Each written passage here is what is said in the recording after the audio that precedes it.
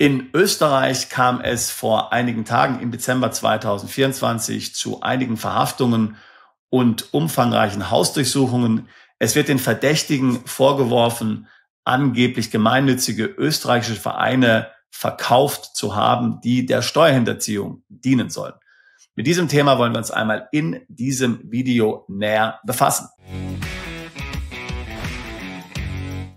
Ich habe hier ja schon in einigen Videos gesagt, dass man in puncto Vereinen im Ausland sehr vorsichtig sein muss. Hier gibt es einige steuerliche Risiken. Du hast vielleicht gehört, dass es hier einige Gestalten gibt. Vielleicht hast du den YouTube-Kanal gesehen oder hast eine E-Mail bekommen oder auf Social Media etwas gefunden, die solche Vereine hier als Lösungen verkaufen. Vereine zum Beispiel in Österreich und der Schweiz, um dann hier zum Beispiel Vermögensschutz zu betreiben, also als angeblich so billige Alternative zu einer Stiftung. Manche bieten sogar an, dass man hier Schenkungssteuer in Deutschland vermeiden kann. Andere wiederum preisen diese Vereine an, um dann hier steuerfreies Einkommen zu erzielen, da ja angeblich die Vereine gemeinnützig sind.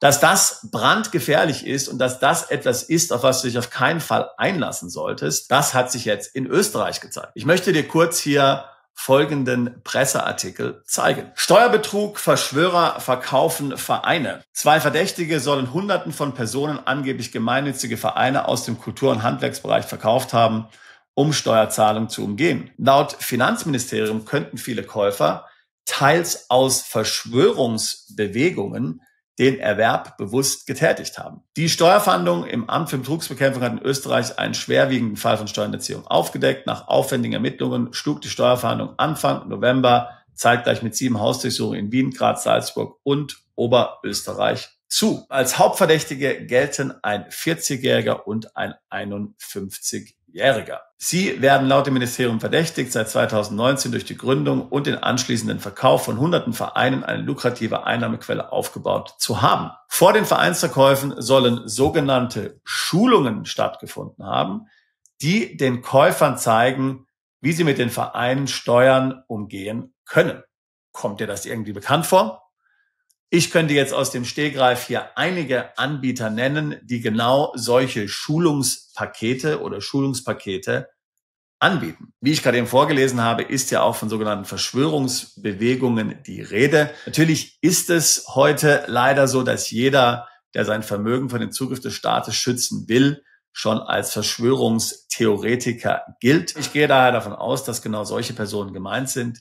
Also Personen, die Sorge haben um ihr Vermögen. Natürlich aus berechtigtem Grund. Wir wissen ja, was der Staat und die EU gerade da so vorhaben. Sie haben also, nehme ich an, diese Vereine gekauft und sich entsprechend schulen lassen, wie man damit entsprechend Steuern dann nicht bezahlen muss. Die Krux ist natürlich, und das scheint hier aus der Berichterstattung hervorzugehen, dass diese Vereine gar nicht wirklich hier gemeinnützig tätig waren, sondern nur scheinbar gemeinnützig tätig waren. Und auch natürlich haben die Verdächtigen selbst gar nicht hier die Einkünfte, die sie aus diesem Geschäft erzielt haben, versteuert. Aber das ist natürlich ein separates Vergehen. Man muss ja sagen, dass es in Österreich zum Beispiel gar keine Schenkungs- und Erbschaftssteuer gibt. Das heißt, Vermögen kann ein Österreicher an einen österreichischen Verein übertragen. In Deutschland geht das nicht so ohne weiteres. Wenn der Verein gemeinnützig ist, natürlich funktioniert das schon, ist er aber nicht wirklich gemeinnützig, sondern nur scheinbar, dann hat man natürlich ein Problem. Natürlich ist mir bewusst, dass es hier einige Figuren online gibt, die hier angeblich Lösungen anbieten, wie man hier Vermögen steuerfrei an einen Verein übertragen kann. Tatsächlich gibt es natürlich auch legale Gestaltungsmöglichkeiten, zum Beispiel über Darlehen. Aber vielfach, was man so hört, ist schlicht und ergreifend hanebüchender Unsinn. Aus deutscher Sicht kommt zusätzlich noch dazu, wenn man einen ausländischen Verein gründet, dass es hier eine Betriebsstättenproblematik gibt, wird nämlich dieser Verein aus Deutschland gelenkt und hat keine wirkliche Vereinsleitung im Ausland, wenn es sich um einen ausländischen Verein handelt, dann können sich daraus große steuerliche Probleme ergeben. Was ich dir heute hier sagen will, ist, pass auf, was du tust. Lass dich nicht auf solche Lösungen ein, die offensichtlich zu gut sind, um wahr zu sein. Wenn dein deutscher Steuerberater oder Rechtsanwalt dem nicht zustimmt und sich nicht hundertprozentig sicher ist, dass das legal ist, dann würde ich es auf keinen Fall tun. Dein deutscher Steuerberater und Rechtsanwalt haftet hier für seine Aussage und im Zweifelsfall haftet seine Haftpflichtversicherung. Ja. Darauf kannst du dich verlassen. Wenn du aber von irgendeinem Spezi hier online so eine Schulung kaufst zum Thema Verein oder irgendeine Lösung, die hier einen solchen Verein beinhaltet, dann kannst du sehr schnell hier in sehr gefährliches Fahrwasser kommen. Und genau das haben jetzt diese Ermittlungen in Österreich gezeigt. Das ist nicht alles so einfach, wie das manchmal dargestellt wird, sondern das internationale Steuerrecht ist komplex und man sollte sich hier nicht in Versuchung führen lassen von der Tatsache, dass Vereine zum Beispiel in Österreich oder der Schweiz sehr einfach gegründet werden können. Der Teufel steckt wie immer im Detail. Es gibt einen Grund, warum die Liechtensteinische Stiftung so ein hohes Ansehen in Deutschland hat für den Vermögensschutz und auch komplett hier in den Augen des Finanzamts und der Behörden des deutschen Rechtssystems hier als legitime Lösung betrachtet wird. Weil es eben eine Lösung ist, die ziemlich teuer ist, die ziemlich aufwendig ist, die sich eben nicht mal so einfach übers Knie brechen lässt, wo man dann auch bestimmte Einschnitte hier hinnehmen muss, nämlich dass man in der Tat keinen Zugriff mehr tatsächlich hat auf das Vermögen. Das sind die Gründe, warum sich die Stiftung in Liechtenstein zum Beispiel so bewährt hat. Ich will dir jetzt nicht hier eine Stiftung in Liechtenstein verkaufen, überhaupt nicht. Ich will dir nur erklären, warum etwas funktioniert und warum die scheinbar so billige Alternative vielfach nicht funktioniert. Das hat einen Grund, das ist nicht zufällig so. Diese sogenannte billige Alternative ist nicht ein Geheimtipp, sie ist nicht eine Geheimlösung, sie ist in der Regel gar keine Lösung. Und es ist schlimm genug, wenn du hier für ein solches Beratungspaket oder eine solche Lösung tausende Euro bezahlst. Aber stell dir vor, du implementierst dann eine solche Lösung und hast dann hinterher noch Probleme mit dem Finanzamt. Und das ist tatsächlich nicht so unwahrscheinlich. Ich habe hier schon einige Videos gemacht, wo ich zum Beispiel zu ausländischen Trusts gesprochen habe. Auch eine solche Sache, vielfach ähnlich wie Vereine, aber eben in einem anderen Kontext. Ja, dass also zum Beispiel jemand, der in Deutschland wohnt, dann hier gemeint hat, er müsste super clever sein und hat dann irgendwo einen Trust für seine Kinder gegründet. Und dann haben die Kinder nur Probleme gehabt mit dem Finanzamt. Doppelt und dreifach versteuert Geld, was sie überhaupt nicht ausgeschüttet bekommen haben. Daher nochmal, wenn du in Deutschland wohnst, lass dich von einem deutschen Steuerberater, einem deutschen Rechtsanwalt dazu beraten. Wenn der dir rät, die Finger davon zu lassen, dann lass die Finger davon. Wenn du in einem anderen Land wohnst, dann konsultiere eben einen Steuerberater oder Rechtsanwalt in dem Land, wo du steuerpflichtig bist. Wenn wir zum Beispiel hier mit Mandantenstrukturen im Ausland etablieren, sei es jetzt zum Thema Vermögensschutz oder auch um ein zweites wirtschaftliches Standbein im Ausland zu etablieren, dann wird da immer der deutsche Steuerberater oder Rechtsanwalt mit involviert. Er kennt ja den Mandanten, er kennt seine Lebensumstände, er kennt seine wirtschaftlichen Umstände. Wenn sich der Steuerberater zum Beispiel dann mit internationalen Themen nicht auskennt, ziehen wir vielfach einen uns bekannten Steuerberater in Deutschland hinzu.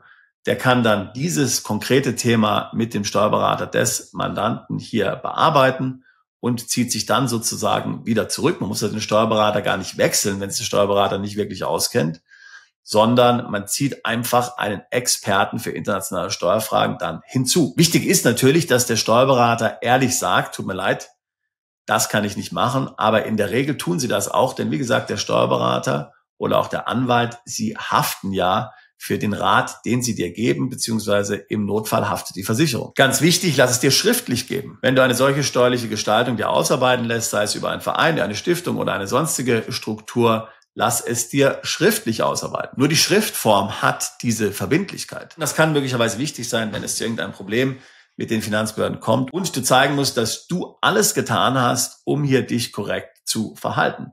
Mehr kann man ja von dir als einfachem Steuerzahler nicht verlangen. Und du musst dein Möglichstes tun, um dich korrekt zu verhalten. Dann kann man zwar immer noch ehrliche Fehler machen, gut, aber wenigstens dann nicht vorsätzlich hier Steuerstraftaten begehen. Wir werden dich zu diesem Fall in Österreich hier auf dem Laufenden halten. Wie gesagt, die Presse hat jetzt erst Anfang Dezember darüber berichtet. Mehr Informationen gibt's noch nicht. Ich gehe davon aus, dass hier aber noch weitere Details bekannt gemacht werden. Wenn du möglicherweise glaubst, dass du von diesen Betroffenen einen Verein gekauft hast und diesen möglicherweise hier fälschlicherweise als gemeinnützig betrieben hast und vielleicht sogar auch noch aus Deutschland, dann würde ich dir raten, hier schnellstens einen Rechtsanwalt zu konsultieren, einen Strafverteidiger und einen Steuerexperten, damit der dich diesbezüglich beraten kann. Vielleicht ist das Kind noch nicht in den Brunnen gefallen und man kann hier noch etwas tun. Das Gleiche gilt natürlich auch für sämtliche anderen Lösungen, Gestaltungen, Pakete, die du hier bei irgendwelchen anderen Anbietern gekauft hast, ohne vielleicht genau zu wissen, ob diese für dich legal überhaupt zu verwenden sind.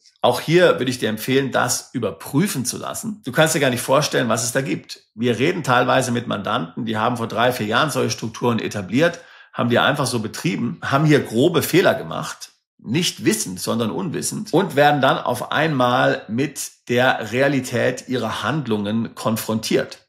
Sei es zum Beispiel im Rahmen einer Betriebsprüfung oder durch die Anzeige einer anderen Person, die dann irgendwie hier mit verstrickt ist, oder sei es durch den automatischen Informationsaustausch. Wie gesagt, da gibt es leider mittlerweile ja viele Möglichkeiten für die Behörden, hier Steuersündern auf die Spur zu kommen. Das Wichtigste ist, dass du dich beraten lässt. Manchmal macht eine Selbstanzeige Sinn, aber tatsächlich nicht immer. Aber wichtig für dich ist, dass du den Kopf nicht in den Sand steckst, sondern hier offensiv versuchst, dieses Thema, dieses Problem zu lösen und ins Reine zu bringen. Wie gesagt, kontaktiere einen Anwalt, kontaktiere einen Steuerberater und lass dich dazu beraten, wenn du glaubst, dass du in einer solchen Situation bist. Du kannst gerne uns kontaktieren, wenn du dich auch für solche Gestaltungen im Ausland interessierst. Ich führe gerne ein Beratungsgespräch mit dir. Link zur Buchung des Beratungsgesprächs packe ich hier in die Beschreibung dieses Videos mit hinein.